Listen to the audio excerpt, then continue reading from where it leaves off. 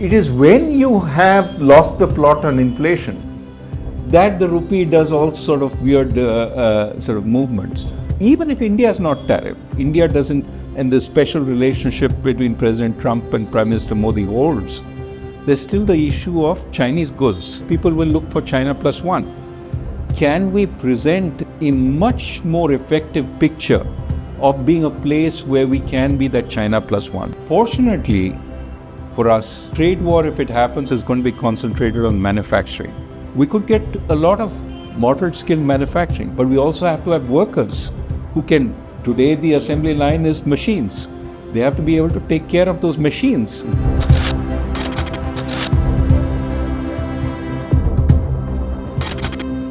Looking forward, President-elect Donald Trump will be taking over, and the whole world is sort of waiting,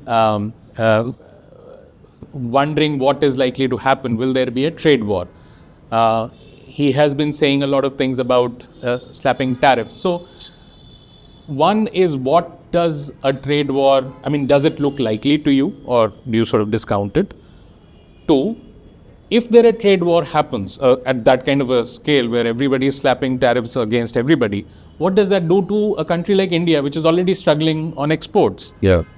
So fortunately for us, the trade war, if it happens, is going to be concentrated on manufacturing. Doesn't mean services is immune, but it's going to be focused on manufacturing.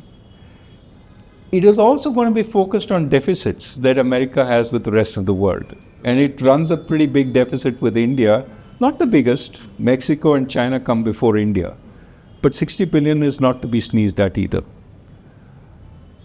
I think, unfortunately, from all the rhetoric, of course, corporations say he doesn't mean what he says, it's all bargaining ploy. But I think they genuinely believe that their running trade deficits implies that other countries are being unfair, that they have to reduce the trade deficit, and a good way is by erecting tariffs. And that countries that have high tariffs already had better bring them down, otherwise they will be tariffed by the US. Now, I think China is a big target, but I don't think India can sort of hope that it will always escape scot-free. But also, even if India is not tariffed, India doesn't, and the special relationship between President Trump and Prime Minister Modi holds, there's still the issue of Chinese goods not finding a home in the US or through surrogates in Vietnam and Mexico to the US, now being forced to flood the rest of the world. And so we have to think that, on the one hand, second order effects. Now, there may be opportunity also, because if China is tariffed in such a big way, people will look for China plus one. Can we present a much more effective picture of being a place where we can be that China plus one, which means ease of manufacturing, good workers, cheap energy and power. Some of the states, the southern states, the western states, could actually reap the opportunity at this point. But we have to do a much more successful marketing effort. We could get a lot of moderate skill manufacturing, but we also have to have workers who can, today the assembly line is machines. They have to be able to take care of those machines. So that means more collaboration between ITIs and firms to produce the kind of skilled workers that businesses need. Last bit on the rupee, because that has become a very emotive issue in India. I don't know whether it should be an emotive issue at all or not, or whether a strong rupee is necessarily good for us or a weak rupee necessarily bad for us. But, how does rupee figure into? I think we should sort of try and diminish the visibility of the rupee in the public mind, because that tends to make us focus too much on keeping a strong rupee, which can actually, Is it actually like that a strong rupee necessarily is good for us, or a weak rupee necessarily bad for us? I don't think it goes entirely one way.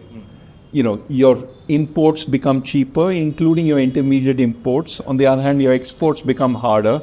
I think it is a relatively mixed bag, so which is why I think people saying depreciate it or people saying appreciate it is wrong. I think the right thing to do is to focus on keeping inflation moderate and contained, and the rupee will take care of itself. It is when you have lost the plot on inflation that the rupee does all sort of weird sort of movements. So I would say let the rupee find its level, and that level will be consistent with a reasonable current account deficit.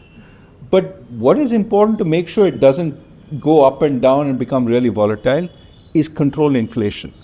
And that's why RBI should be allowed to do its job in keeping inflation at a moderate level. So the volatility is what is to be reduced. Right. Level is not that important in that sense. Level will be found. The wrong level is bad. Yeah.